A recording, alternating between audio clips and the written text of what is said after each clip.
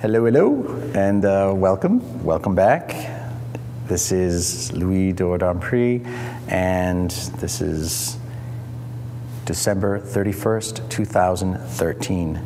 And we are just 30 minutes away from ringing in the new year here in Southern California, where we're broadcasting live from Palm Springs, California. Well, technically Indian Wells, and we're having our New Year's Eve retreat.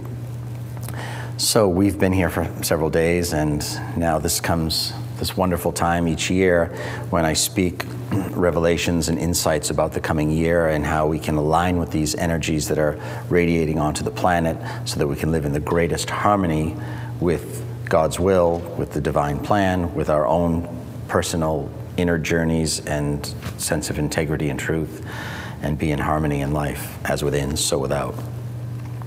Now each year, I give this dispensation every year of an energy, a mantle of consciousness that envelops the planet, that envelops humanity, that delivers our certain life lessons and guides our lives in a way that delivers us specific lessons and teachings and learnings to help us grow and become greater love.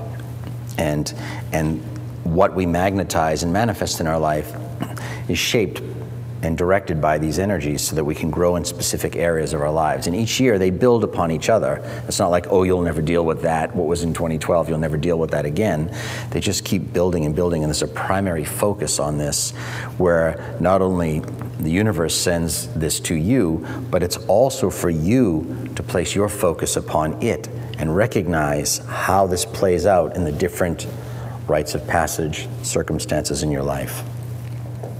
2013, as those of you, most of you who are here know, was the year of the divine romance, and it was about really placing one's focus on developing that courtship with the beloved of your soul, that love affair with the Creator, which is the vehicle for, first and foremost, developing greater self-love, which is the ultimate outcome and goal of the spiritual journey. God realization is the process of eventually learning to love yourself wholly and completely as pure love, and be and walk and live as pure love. So the courtship with the beloved is fostering and perpetuating and growing and cultivating that love affair with God as the vehicle for the love affair with self, to develop self-love. And then from there it parlays into all your different forms of relationships, of course, naturally with your spouse or romantic partner, with your employers, employees, roommates, best friends, soul family, biological families. It ripples out, but it all stems from the nature and quality of that primary relationship that you have with the Creator, which is with self. So as above, so below, as within, so without. And then so that goes, so does it apply to all your relationships. And that's what 2013 was really about. Now, I was sharing earlier this evening with all of you that in this past year of 2013, more so than any other year in my whole 21-year ministry, did I see more people go through more catharsis and have more really, really trying, pressing initiations upon them than I've ever seen before in all my years. And for those who, and not everybody magnetized that, but a great many people did, more than I've ever seen in one time, and to that degree. So for those who had and have called that forth, many of whom are still in the throes of it, have not come through the other side of that yet, out the other end of that wormhole, so to speak, of transformation. For those people who have already gone into that, and everyone else in the world will be at some point, this is a progression that's happening in the whole transformation on planet Earth, moving out of the Piscean age into the Aquarian age, out of the age of darkness into this age of enlightenment. This whole rite of passage of that rapid transformation and transmorphification has to happen for people. I mean, if they stay in their embodiment. For those who resist that, there's also a mass exodus happening where many people, their souls will move them to another plane of existence where they can go through those transformations minus the resistance of the human ego structure that puts in place that doesn't want to grow, change, be accountable. So souls will move people to another realm, a dimension where they can have that growth and then continue, get back on the horse, so to speak.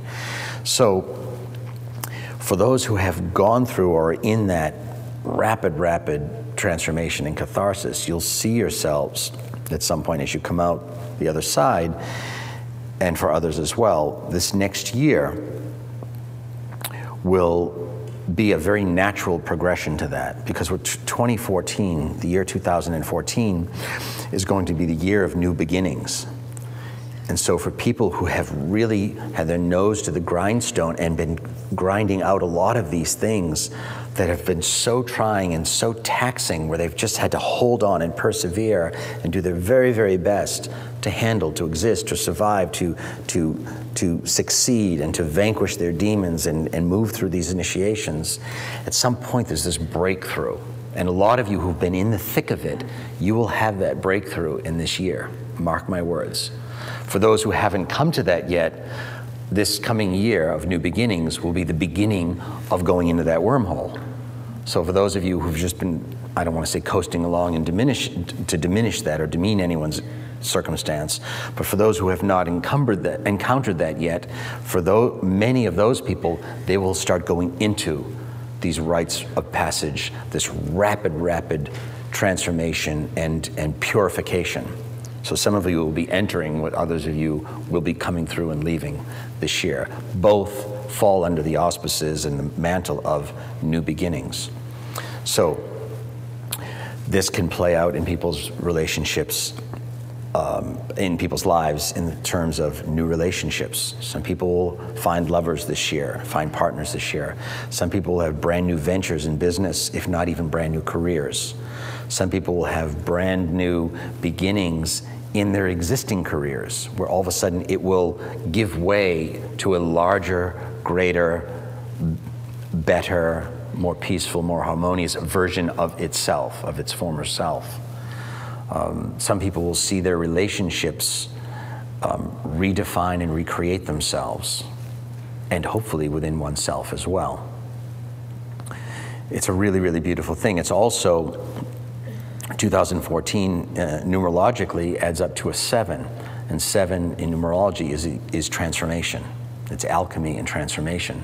So there's an energy implicit and inherent in this blessing and this benediction that will accelerate and amplify and assist in this process, because there's an energy of alchemy and transformation overlaying this whole year of new beginnings that will foster that and help that be much, much more easy for people.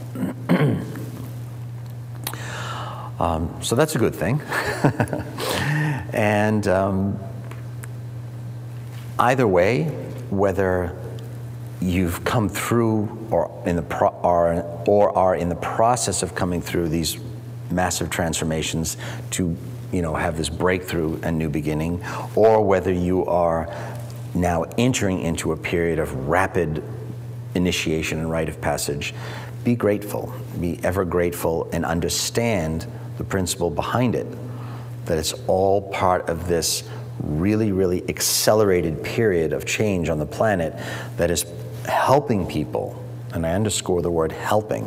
It's all designed to help people recreate themselves as greater love and emerge in the world in a new, greater, more loving version of themselves. And understanding that and knowing that is what helps you to accept these quote-unquote challenges, rites of passage, when they come. It's important. It helps to give you perspective and discernment and understanding when things come your way. The other thing that helps you find acceptance and surrender and detachment is knowing that everybody in the world has to go through this. We just go through it at different times. So it's also important not to feel inferior or superior, ahead of or behind, late, better than, less than. That's all egoic, very arrogant way of viewing and seeing. Everybody draws to themselves what they need when they need it.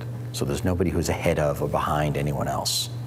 So really important not to see your life that way, and especially not to speak about it or other people's lives in that way. It just is what it is.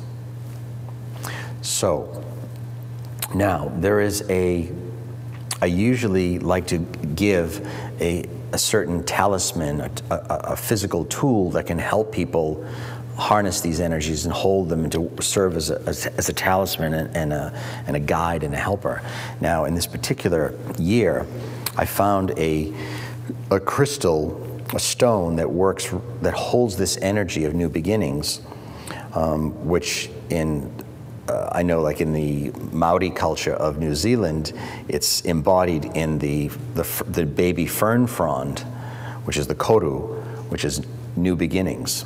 And so it's that spiraling energy is a symbol of a new beginning. And so I chose a stone that holds that energy imprinted, it's hundreds of millions of years old, that will really help accelerate and hold that energy for you and summon that energy, amplify and accelerate that energy of new beginnings to work on your behalf. And that crystal, that stone, is the ammonite. So anyway, you'll see in this fossilized crystal, the stone, that spiraling energy. So understand that, and when you meditate too, you can see that in your mind's eye, see it in your third eye, use that symbol, that image of the spiral, and know that that amplifies and accelerates those energies.